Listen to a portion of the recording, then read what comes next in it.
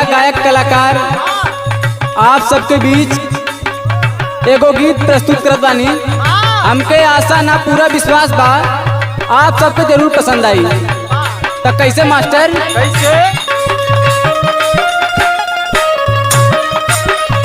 काहे छोड़ला नौकरिया हो में हरिया बिना ना,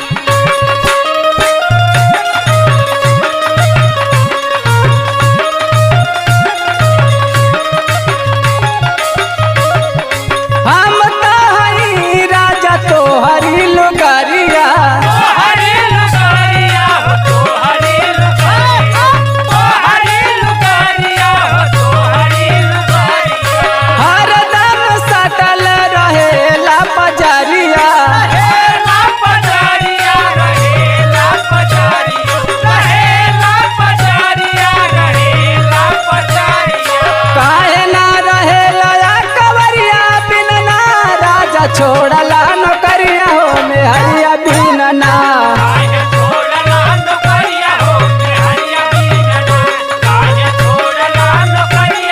हेलो गाइस, कैसे हैं आप सब? उम्मीद करता हूँ ठीक ही होंगे। अगर वीडियो पसंद आए तो सब्सक्राइब पे बटन पे क्लिक करके बेल आइकन को जरूर प्रेस कर लें। भैया हमें कुछ बोले? Why not please. अगर आप लोगों को हमारा वीडियो पसंद आए तो चैनल को जरूर सब्सक्राइब कीजिएगा और हाँ, बेल आइकन को प्रेस करना ना।